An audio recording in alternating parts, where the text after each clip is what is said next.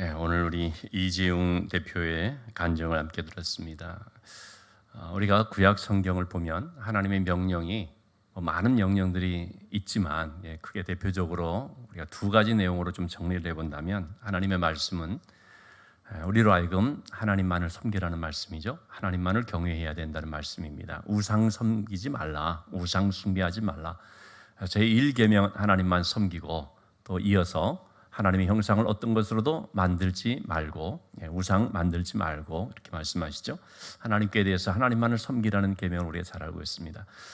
그리고 구약 성경에서 하나님의 관심, 하나님께서 우리에게 말씀하시는 아주 중요한 것 하나가 있는데 그것은 뭐냐면 가난한 자들을 보라는 것입니다.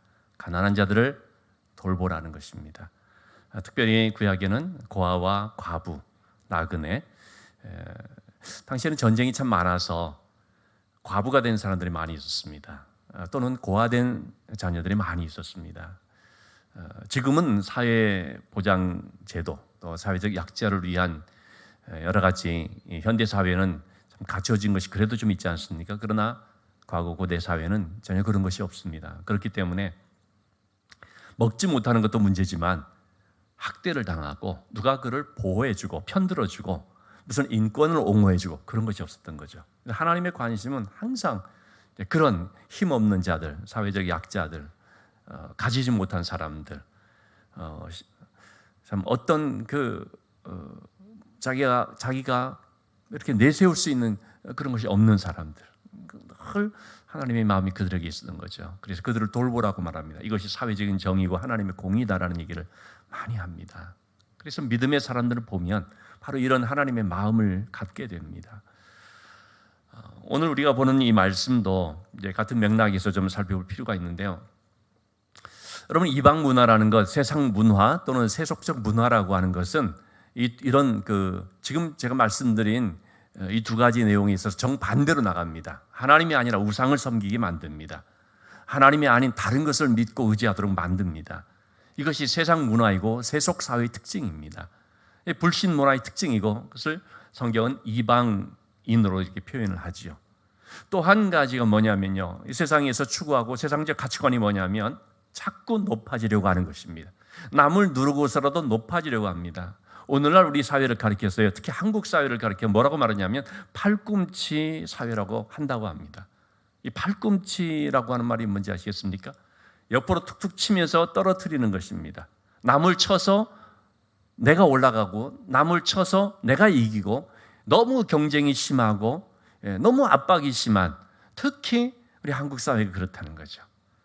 그런 점에 있어서 여기에 적응이 안 되고 여기에 또 많은 그런 참 어려움을 당한 사람들은 막 낙심이 되기도 하고 그래서 사회 부적응자가 되기도 하고 이런 일들이 있습니다. 어쨌든 세상적 가치관, 세상 문화, 이방 문화의 특징이 뭐냐면 우상 숭배, 또 하나는 높아지려고만 하는, 높임을 받으려고 하고, 그리고 뭔가를 많이 가짐으로써 그래서 내가 잘 나간다는 출세의 성공, 이런 쪽으로 가는 것. 그래서 좀 가진 사람은 어떻습니까? 우대하죠. 편들어주죠. 그런 사람들은 세상을 살아가는데 못 가진 사람은 힘들고, 못 가질수록 힘들고 또 힘든데, 가진 사람은 가질수록 더 막 그냥 좋고 막 그냥 다 봐주고, 법도 봐줍니다. 처벌도 잘 안 받지요. 참 미안한 얘기지만 여러분, 우리 한국 사회에도요, 뭐 돈 가지고 뭐 무슨 뭐가 있고 그러면은 별로 그렇게 처벌을 받아야 할 것 같은데 솜방망이 처분. 어떤 사람은 뭐 이런 어떤 그런 벌칙을 어떤 범했을 때 뭐 그냥 가혹하게 그냥 냉정하게 감옥에 가고 뭐 그냥 뭐 몇 년 형을 받고 막 그러는데, 무슨 국회의원 아들이니 뭐 무슨 뭐런 검사랑 뭐 안다더니 그렇게 되면 어떻습니까? 그 처벌들이 안 되는 것입니다. 그러니까 어떻게 됩니까? 계속 높아지려고 하고 가지려고 하고 하는, 이것이 바로 세속사회의 특징이라는 것입니다. 제가 지금 말씀드리고자 하는 것은 뭐냐면요, 이러한 가치관이 믿는다라고 하는 우리 속에도 굉장히 깊이 들어와 있다는 거죠. 그래서 하나님을 내가 잘 섬긴다라고 하지만 사실은 하나님을 온전히 경외하고 섬기는 것이 아니라 어쩌면 하나님을 빙자해서 다른 것이 더 자기의 중심이 되어버리고 다른 것이 자기의 주인이 되어버리는 경우들이 있다는 것입니다. 하나님을 단지 이용할 뿐인 거죠. 그러니까 하나님을 전적으로 경외하고 정말 하나님 앞에서 그 말씀 앞에 두려워 떨고 그리고 그 하나님을 나의 하나님으로서 온전히 인정하고 하는 그런 것이 아니라 종교적인, 그렇기 때문에 구약 성경도 마찬가지고요, 신약에서 예수님도 그렇고요, 정말 이러한 것들을 깨뜨리기 위해서 얼마나 참 많은 그런 말씀들을 하시고 치열하게 말씀을 하시고 하는지 모릅니다. 여러분, 그래서 우리가 신앙생활을 하지만 내 안에 어떤 우상이 있는가 이거 바라봐야 됩니다. 물질 굉장히 큰 우상이거든요. 신앙생활 하는데 기독교적 가치관을 가지고 있다는데 너무나 물질적으로 물질이 주인이 되는 거예요. 얼마나 여러분 우리는요 물질에 아주 그냥 깊이 물들여 있는지 모릅니다. 이거 우리가요 깨달아야 됩니다. 또 한 가지는 뭐냐면 이 세속적 가치관의 말씀 제가 드렸는데 정말 어렵고 힘들고 한 그런 사람들은 보지 아니하고 자꾸 높은 데로 향하고자 하는, 높아지려고 하는, 섬김을 받고자 하는, 주인 되려고 하는 이런 쪽으로 자꾸 가치관을 갖는다는 것입니다. 그래서 예수를 믿는데도 하나님께서 나를 도와주시면, 나를 잘 되게 해주시면 내가 출세하고 내가 나보다 높아지고 내가 어떤 경쟁에서 이기고 그럼 그것이 복인 줄로, 그런 것이 하나님이 나를 도와주는 줄로 생각되는, 그게 아니다는 거죠. 이게 세상적 가치관인데요, 이게 또 우리에게 너무 많이 들어와 있어서 그래서 이런 세상적으로 잘 되는 것을 위해서 또 하나의 신앙을 방편으로 이용하는 일들이 많이 있다는 것입니다. 자, 오늘 말씀은요 이방인들을 분리시키는, 오늘 3절 말씀에 보면 이런 말씀을 하고 있습니다. 백성이 이 율법을 듣고 곧 섞인 무리를 이스라엘 가운데서 모두 분리하였느니라. 이방인들을 분리시켰다는 것입니다. 백성들 가운데 이방인들이 섞여 있어 이를 분리했다는 것입니다. 여러분, 이 말씀을 오해하지 말아야 할 것은 인종차별하는 거 아닙니다. 민족, 종교 이런 차별한다는 것이 아닙니다. 이방인들을 분리시켰다는 것은 조금 전에 제가 설명드린 이방 문화, 이방적 가치관을 분리시켰다는 것입니다. 그 이방인의 문화, 이방인의 가치관이 하나님의 백성들 속에 섞여져 있고, 그래서 그것이 마치 누룩처럼, 작은 누룩이 전체를 부풀리게 하듯이 하나의 독버섯처럼 혹은 나쁜 누룩처럼 그렇게 퍼지게 돼버리면, 그러면 하나님의 백성들이 어떻게 되면 물들어 버린다는 거죠. 그래서 하나님을 섬긴다라고 하지만 완전히 이방적인 모습으로 하나님을 섬기게 되어버린다는 것입니다. 그래서 하나님을 섬기되 하나님이라고 하는 하나의 우상을 섬기듯이 되어버리는, 그리고 또한 너무나 세상적이고 물질적인 세속적 가치관이 들어와서 그것이 또 사람들 마음속에 자리를 잡아버리는, 그러니까 여러분 이러한 세속적 가치관으로 팽배해져 버리면 어떤 일이 벌어집니까? 하나님의 마음이 있는 고아나 과부나 가난한 자나 어려운 사람들을 돌보도록 하고 그들을 위해서 베풀어주고 하는 이런 것에 대해 생각을 하겠습니까? 안 합니까? 안 하게 되거든요. 오히려 어떻게 되어버립니까? 착취합니다. 빼앗아 버립니다. 느헤미야를 부분적으로 이렇게 봤습니다만 느헤미야 속에도 나오는 것이 바로 그거였거든요. 이 가난하고 헐벗은 못 먹는 그런 사람들을 빼앗는 것입니다.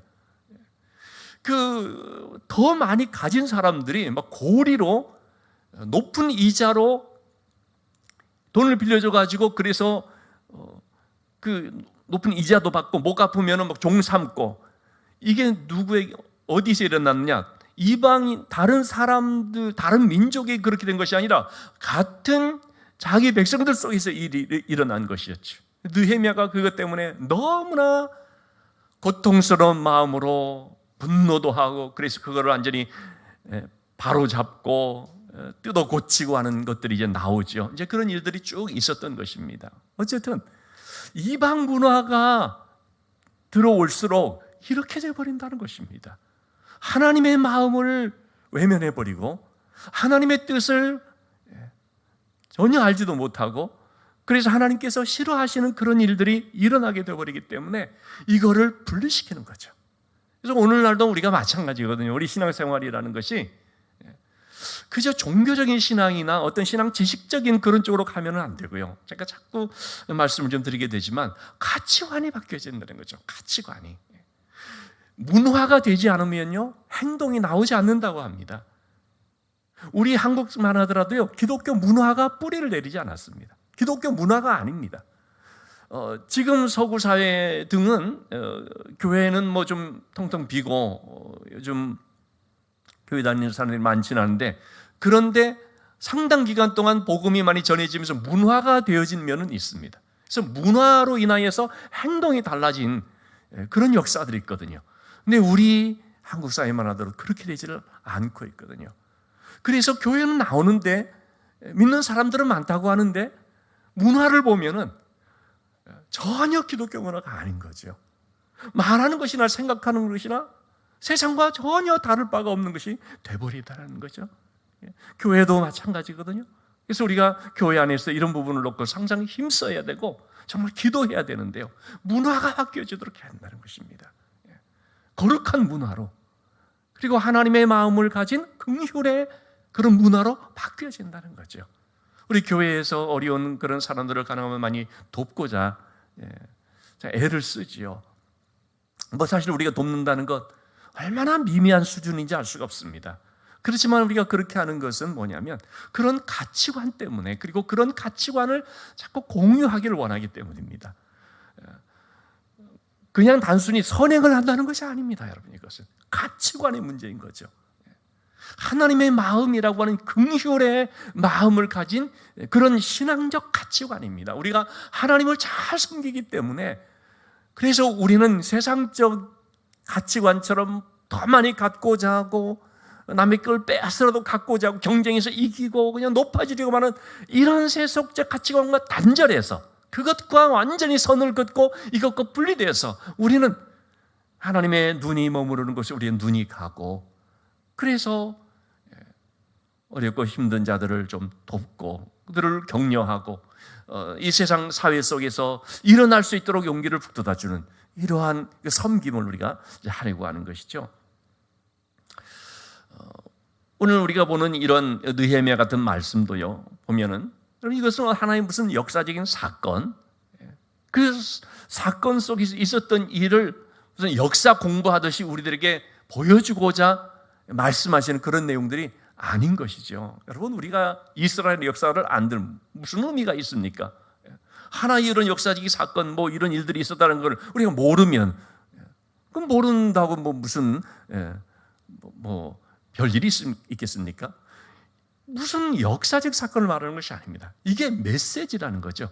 그때에 주신 메시지가 아니고요, 오늘 우리에게 그대로 해당되고 그대로 적용되는 것이기 때문에 느헤미야가 있었던 당시의 모습이나 오늘 우리의 사회의 모습도 다를 바가 없다는 것입니다. 그때의 그런 어떤 신앙적인 싸움 또는 어떤 영적인 지혜라든지 또 하나님의 그런 은혜를 받게 되는 어떤 그런 비결, 이런 것들은 지금도 똑같이 해당되는 거거든요. 그래서 느헤미야가 이방인들을 분리시키는 이 일은 오늘 우리의 삶에도 마찬가지로 늘 우리가 분리 작업을 해야 된다는 것입니다. 왜? 내 안에 이런 것들이 자꾸 섞여 들어오니까 나도 모르는 사이에, 심지어는요, 안타깝게도 교회에서 이 주의 종들이 말씀을 전하면서 그런 사상을 주입시키고 가치관을 주입시키는 경우들도 많이 있습니다. 여러분, 공부 잘해서 높아져야 됩니다. 출세해서 하나님 영광 나타내야 됩니다. 정말 잘못된 말이거든요. 여러분, 높아지고 유명인이 되고 스타가 되고 또 세상 사람들이 부러워할 만한 어떤 자리에 오르면 하나님 영광 나타납니까? 천만의 말씀입니다. 아무 관계없는 거거든요, 그게. 그러나 저도 그렇고요, 자라면서 교회에서 그런 식의 어떤 사상 교육이랄까요, 이런 걸 너무 많이 받았거든요. 그래서 그걸 가리켜서 소위 고지론 이렇게 말하죠. 뭐 높은 곳에 올라가서 깃발을 또 꼽을수록 그러면 뭐 하나님 영광 나타난다. 예수 믿는 사람이 참 저렇다. 예수 믿는 사람이 저렇게 복 받으니까 저렇다라는 식의 것들 아무 관계 없거든요. 오히려 그렇게 해가지고 어떻습니까? 하나님 떠난 사람 얼마나 많은지, 그렇게 해가지고 타락하고, 그렇게 해가지고 구설수에 오르고, 예수 믿는다는 이름은 갖고 있는데 사회면에다가 참 믿는 사람들의 그런 참 믿는 사람들을 뭐랄까요, 이렇게 좀 창피하게끔 만드는 그런 일들이 막 나타나고 말이죠. 전혀 여러분 그렇지가 않습니다. 우리가 가치관을 그래서 분명히 할 필요가 있습니다. 이런 이방적인 것을 우리는 알고 이것을 자꾸 이렇게 분리시키는 작업을 해야 된다는 것입니다. 자, 그런데 참 제가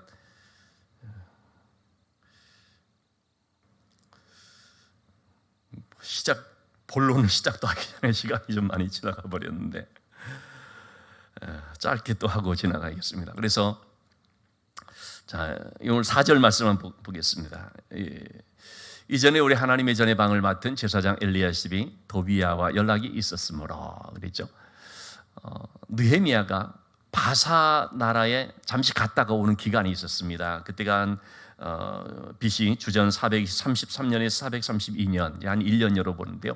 이 자리를 좀 비운 사이에 어떤 일이 벌어졌냐면 하나님의 성전이죠. 이 성전을 맡은 제사장 엘리야십이 누구에게 방을 내줬다는 겁니까? 도비야라고 하는 사람이 방을 내줬다는 것입니다. 여러분, 도비야는 누굽니까?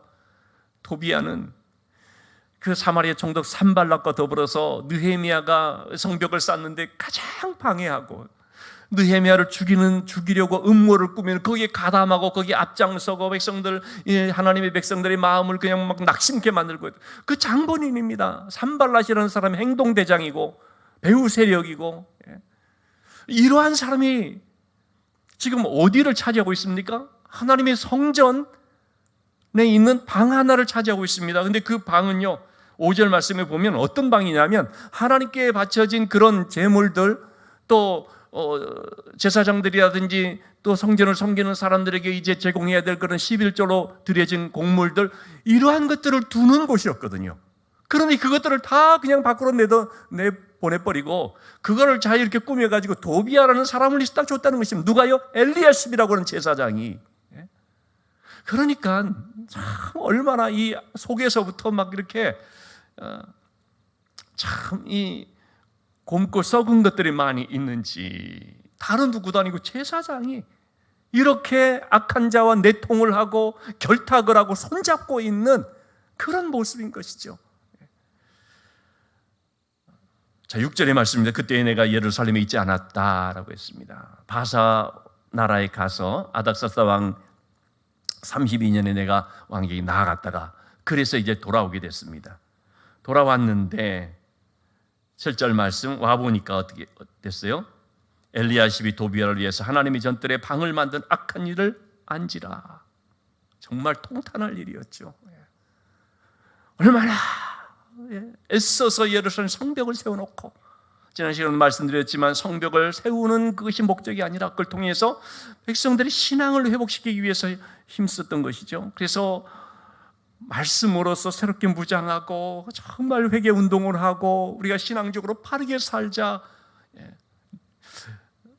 리모델링이 중요한 것이 아니라, 또는 인테리어가 중요한 것이 아니라 이렇게 해서 그 안에 신앙적으로 채우는 것이 중요하다. 우리의 신앙이 새롭게 되지 않으면, 우리의 신앙이 개혁되지 않으면, 정말 바뀌지 않으면, 그 잘못된 신앙의 가치관이 깨져서 진짜 하나님의 말씀 중심의 신앙으로 바르게 서지 아니하면, 그러면 우리가 이렇게 한들 이게 아무 소용이 없다. 그런 점에서 얼마나 신앙개혁을 해서 느헤미야가 노심초사하면서 이렇게 했는지 모르죠.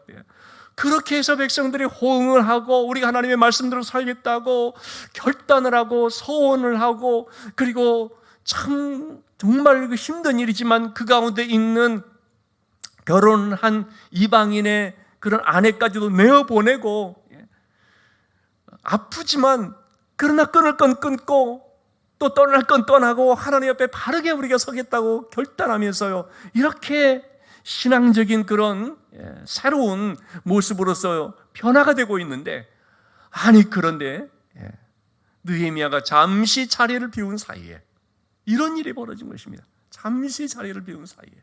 자, 그래서 8절 말씀에 내가 심히 근심하여 도비야의 세간을 그 방 밖으로 다 내어 던져버리고, 9절 말씀입니다. 명령하여 그 방을 정결하게 하고 하나님의 전에 그릇과 소재물과 유향을 다시 그리로 들여 놓았느니라. 이 말씀을 통해서 짤막하게 제가 한 세 가지를 말씀을 드리고자 합니다. 첫째는 늘 깨어 있어야 한다는 것입니다. 잠시의 방심, 잠깐의 한눈 파는 것, 아차 하면서 넘어지는 거죠. 여러분, 우리가 운전을 하면서 너무 잘 경험하지 않습니까?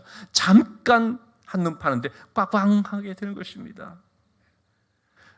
내가 아는 한 집사님, 남집사님이 뭐 수년 전에 들었던 얘기인데, 택시 기사분하고 같이 타고 가면서 택시 기사 그랬다는 거예요. 저기 뭐 특별하게 눈에 보이는 뭐가 있었던 거 봐요, 주변에. 저거 좀 특별하네 하면서 해가지고 자기도 뭔데요 하면서 딱 보는데 그 순간 이 택시가 트럭 밑으로 들어가 버렸다는 거예요. 전혀 생각지도 못해. 그래서 이제 얼굴에 이렇게 상처가 난 것이 있어서 그거 왜 생긴 거냐고 말했더니만은 그 얘기를 하는데, 여러분, 택시 기사라면 얼마나 베테랑입니까? 얼마나 노래하는 전문가겠습니까? 뭐 잠시 한눈 파는 거, 잠시 뭐 이렇게 잠깐 그러면서 그런 거 괜찮지라는 생각 할 수 있지 않습니까? 근데 그러면서 아차하면서 그렇게 될 수가 있는 거죠. 정말 우리 신앙생활은요, 그런 주의성을 가지고 해야 한다는 것입니다. 잠깐 방심하면, 잠깐 틈을 주면 어느 사이에 사탄이 딱 그 자리에 들어와 있는 것입니다.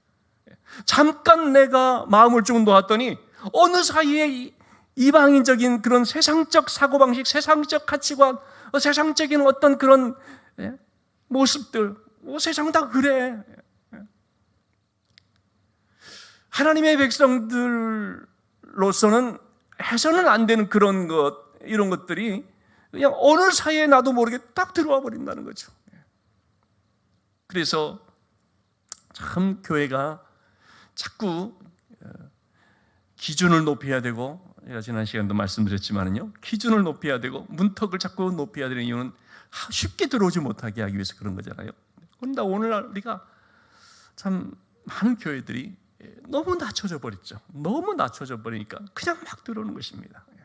그래서 교회 안에서조차도 세상처럼 이렇게 돼버린 일들이 너무나 안타깝게 이제 보여지는 거죠. 믿는 사람은 그래서는 안 되는, 말하는 것, 생각하는 것, 가치관, 우리의 시선 하나까지도 그래서 안 되는 것들, 우리 너무나 잘 알고 있지 않습니까? 세상은 그런다 할지라도 교회는 그렇게 해서는 안 된다는 것이죠. 잠깐 사이에 이런 것들이 그만 훅 들어와 버릴 수가 있습니다. 그래서 항상 깨어 있어야 된다는 거죠.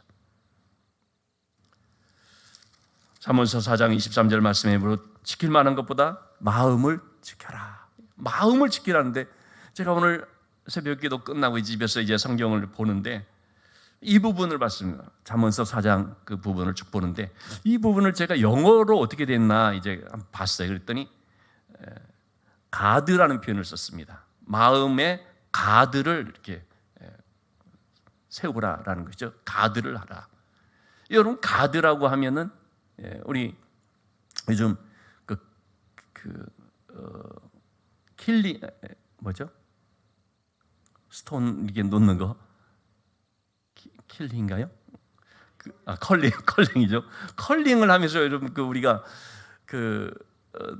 이제 좀 이제 경기하는 내용을 좀 우리가 좀 알게 되지 않습니까? 여기 보면은 이 가드 스톤 딱 중앙에 그걸 막아주는 거, 그게 얼마나 이게 중요한지 모르죠. 제가 그 생각이 드는 것입니다. 우리 마음에 이 가드를 세워야 한다는 거죠. 우리가 그래야 지켜진다는 것입니다. 복싱 권투 경기할 때 복싱 선수에게는 항상 가드를 올려라라는 말을 합니다. 이 두 손을 가지고 가드를 올려야, 그래야 펀치를 맞지 않으니까. 가드가 내려가면 그냥 쏟아지는 거죠. 마음을 지키라는 것이 뭐냐면 가드를 세우라는 것입니다. 마음에다가 이게 바로 지키는 것이죠. 어떻게 마음을 지키느냐? 항상 깨어 있어서 바로 이게 내려가지 않도록. 자, 우리는 여러분 잠시라도 틈을 주면 안 된다는 거죠. 두 번째는 우리 주님께서 예루살렘 성전을 가셨을 때 어떻게 하셨습니까? 장사꾼들을 다 내어 쫓고, 그리고 뭐라고 말씀하셨냐면 마가복음 11장 이제 17절에 나와 있는 말씀입니다만은 내 집은 만민의 기도하는 집이라. 성전에 기도의 그 처소가 되어야 될 것이 다른 게 차지해버리고 있는 거죠. 그러니까 주님께서는 그냥 욕먹을 거 각오하고 그냥 다 내어주는 거죠. 왜? 이 성전의 본래의 모습은 기도하는 집이 돼야 되니까. 지금 느헤미야 시대의 성전이 일부분이지만 어떻게 됐습니까? 도비아라고 하는 그런 악한 자가 들어와서 안방을 차지해버렸으니 어떻게 해요? 기도할 공간이 없어져 버리는 거죠. 기도하러 오는 사람들이 방해받는 거죠. 쫓아내야 되는 거죠. 여러분, 이 성전이라는 것은 뭡니까? 우리 마음의 중심이거든요. 너희는 하나님의 성전인지 알지 못하느냐. 여러분, 우리의 마음 중심 속에 도비아와 같은 것이 내 자리를 딱 차지하고 있다면, 그러면 내 마음의 성전의 자리가 어떻게 됩니까? 기도의 처소가 되지는 않습니다. 항상 우리가 이렇게 깨닫고요, 내 마음의 자리를, 성전을 기도의 자리를 바꾸기 위해서 힘써야 됩니다. 혹시 다른 것이 들어와 있는 것이 아닌가. 상당히 많은 경우 뭐가 우리 마음을 차지합니까? 세상 속에서 어떻게 하면은 뭐 더 잘 먹고 잘 놀고 자기 만족을 위해 살까? 여러분, 이게 바로 도비아인 것입니다. 이게 바로 우리가 분리시켜야 될 이방적 가치관인 것입니다. 예수 믿는다고 하고 기도한다고 하지만 여전히 그것이 항상 목적되는 것이 어떻게 하면 내가 더 잘 먹고 더 잘 놀고 세상적인 그런 낙을 누리면서 내 만족을 위해 살까라는 것이 되어버린다면 그 정말 그리스도인으로 합당치 않은 것입니다. 그러나 그런 모습들이 우리에게 많이 있다는 것이죠. 그래서 우리는 그런 부분들을 예민하게 생각하면서 이건 내쫓아야 될 거로 알아야 된다는 것입니다. 이런 것이 내쫓아지지 않으면 절대로 기도의 자리로서 회복되지는 않습니다. 우리 내 안에 있는 도비아가 무엇인가를 찾아봐야 되는 것입니다. 그리고 세 번째로 한 가지만 더 말씀드리면, 우리는 누구와 손잡고 있어야 되는가? 누구와 연결되어 있어야 되는가? 이 엘리야십이라는 제사장은 도비아와 같은 악당하고 손잡고 있고 연결되어 있지 않습니까? 우리도 여러분, 세상적이고 또는 반신앙적인, 불신앙적인 이런 사람하고 연결되면, 그런 사람 가까이 하고 그런 사람을 그냥 친밀하게 하게 되면요, 내가 거의 영향을 받아버립니다. 친구를 가려서 사귀라, 그 뜻이 아닙니다. 영적으로 우리가 분별해서 정말 내가 가까이 해야 될 자를 가까이 하고, 그렇지 않은 사람들은 우리가 끊을 때는 끊을 수 있어야 된다는 것입니다. 나에게 영적으로 유익이 되는 자, 그게 지혜이고 그런 것을 우리가 항상 힘써야 된다는 거죠. 그래서 믿음의 좋은 친구를 둬야 됩니다. 믿음의 좋은 친구와 같이 연결돼야 됩니다. 그래야지 내가 배우면서 내가 또 달라지면서, 그래서 성경은 말하지 않습니까? 하나님의 사람과 함께 의와 화평과 믿음과 사랑을 쫓아라 라고 말하거든요. 좀 길어졌는데 여러분, 오늘 우리가 참 이 간증을 보면서 제가 조금 덧붙여서 얘기하다가 좀 길어졌는데, 정말 우리에게 있어서 중요한 것, 신앙적 가치관이라는 것은 하나님을 온전히 섬기는 것과 더불어서 하나님의 마음이 있는, 높아지려는 데 우리 마음을 두지 않고 낮은 곳으로서 마음을 둘 수 있는 그런 교회와 그런 신앙이 될 수 있기를 바라면서 우리가 함께 기도할 수 있으면 좋겠습니다.